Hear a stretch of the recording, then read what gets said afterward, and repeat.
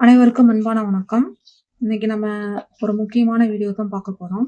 இதுல என்ன பண்ணியிருக்கேன்னு கேட்டீங்கன்னா, சீகக்காயும், பூந்தி கொட்டையும், பூந்தி கொட்டைக்கு உள்ள இருக்கிற அந்த விதையெல்லாம் எடுத்துட்டு பூந்தி கொட்டைய நல்லா வெயில்ல ஒரு 1 மணி நேரம் மட்டும் நல்லா காய வச்சு எடுத்துட்டு, 2யுமே தனித்தனியா மிக்ஸியில போட்டு அரைச்சிட்டு, 2யும் ஒண்ணா போட்டு நல்லா மூழ்கிற அளவுக்கு தண்ணி ஊத்தி, கிட்டத்தட்ட 20 நாள் வரைக்கும் நான் ஊற வச்சிருக்கேன்.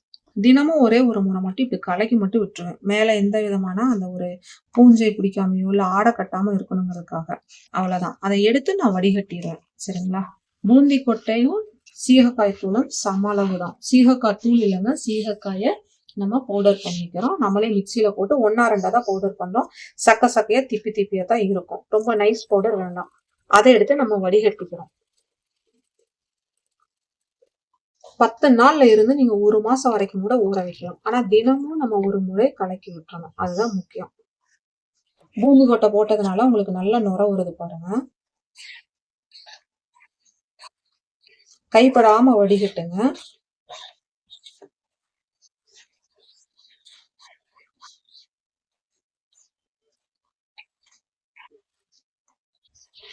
பெரிய பெரிய ஓட்டை அந்த கண் இல்லாத மாதிரி ரொம்ப நெருக்கமா இருக்கக்கூடிய அந்த சல்லடையில வடிகட்டுங்க.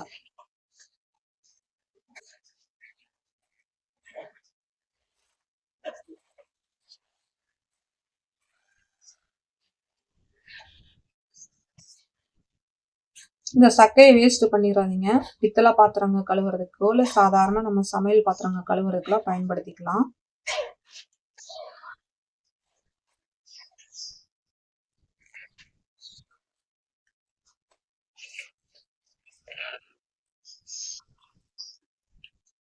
இந்த பூஜை பாத்திரங்கள் எண்ணெய் பிசுக்கு அதிகமா இருக்கும் பாருங்களா, அந்த மாதிரி பாத்திரங்கள் கழுவுறதுக்குள்ள இதை தாராளமா பயன்படுத்தலாம். நல்லா அழுக்கு போகும். அதனால சக்கையை தூக்கி வீசிடாதீங்க. நான் இதே சக்கையை வச்சு நான் ட்ரீட்மெண்ட்டுக்கும் கூட பயன்படுத்துவேன். எதுக்குன்னு கேட்டீங்கன்னா, ஒரு பெரிய ஒரு பக்கெட் மாதிரி எடுத்துட்டு கால் மூழ்கிற அளவுக்கு அந்த பாதம் மட்டும் மூழ்கிற அளவுக்கு தண்ணி ஊத்திட்டு அதுல இந்த இதை ஒரு 2 ஸ்பூன் 3 ஸ்பூன் போட்டு காலை ஒரு 10ல இருந்து 15 நிமிஷம் ஊற வச்சோம்னாலே போதும். ரொம்ப நல்லா இருக்கும். பாத வெடிப்பு, அதுக்கப்புறம் பாத்தீங்கன்னா இந்த சேத்துப்புண் பிரச்சனை இருக்கிறவங்களுக்குலாம் இதாகும். கால் நல்லா அழுக்கு போயிடும். பார்க்கறதுக்கு ஒரு பளிச்சுன்னு இருக்கும். ஏதாவது ஒரு ஃபங்க்ஷனுக்கு முன்னாடி மெஹந்திலாம் வைக்கிறீங்கன்னா, அதுக்கு முன்னாடி இந்த மாதிரி பாதத்தை கழுவிட்டு நீங்க மெஹந்தி வைக்கிறதுக்கு முன்னாடி இந்த மாதிரி கழுவிட்டு வச்சீங்கன்னா, மெஹந்தியோட கலரும் உங்களுக்கு நல்லா அழகா இருக்கும்.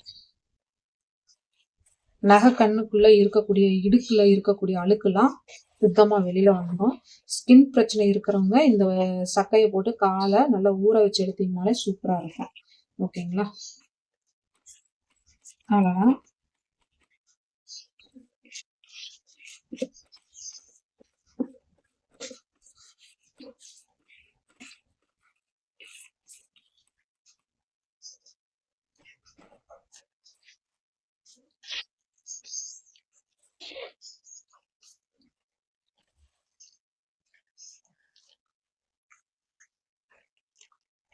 இந்த சக்கையை நீங்க 1 வாரம் வரைக்கும் கூட வச்சுக்கலாம். 1 வாரம் வரைக்கும் கூட பத்திரமா நீங்க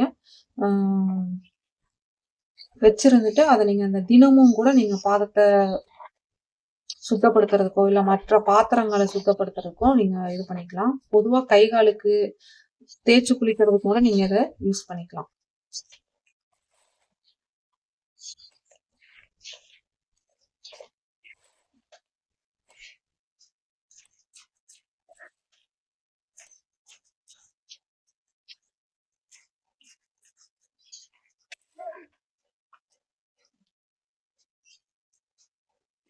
அவ்வளவுதான், வடிகட்டியாச்சு.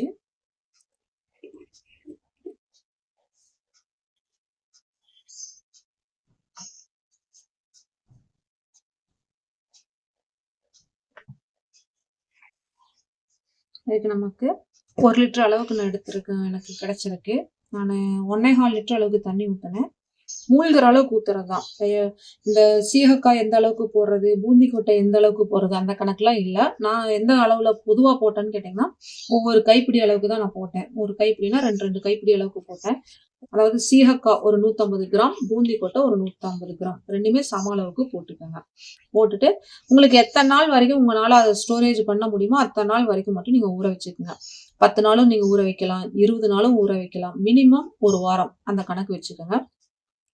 30 நாள் வரைக்கும் கூட ஊற வைக்கலாம். நாள் அதிகமாக அதிகமாக அதனுடைய செயல்திறன்கிறது ரொம்ப அற்புதமா வேலை செய்யும். அதுக்கப்புறம் இதுல பாத்தீங்கன்னா 1 லிட்டருக்கு நீங்க 10 ml citric bio enzyme ஊத்திக்கங்க.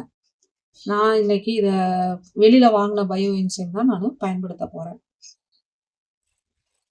10 ml ஊத்தியாச்சு.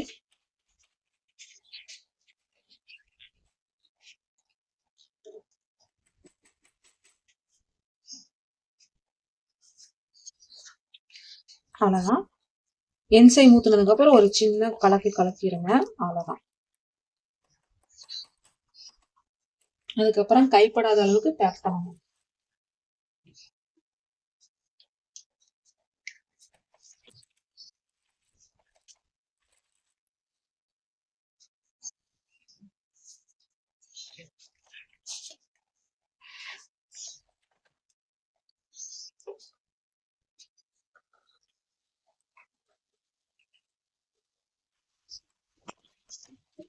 அந்த பூந்தி கொட்டை சேர்த்ததுனால அந்த நுரை எந்த அளவுக்கு வருதுன்னு பாருங்க.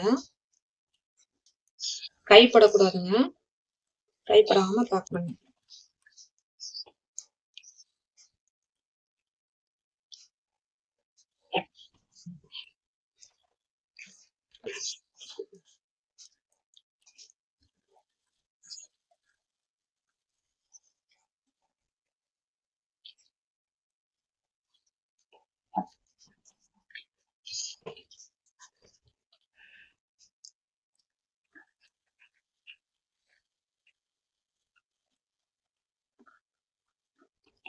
பார்த்தீங்கனாலே உங்களுக்கு தெரியும்.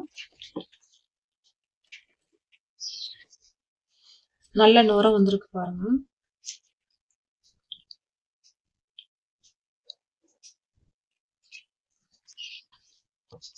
இந்த அளவுக்கு ஸ்பேஸ் விட்டு தான் நம்ம க்ளோஸ் பண்ணணும். இன்னர் கேப் போட்டுருங்க.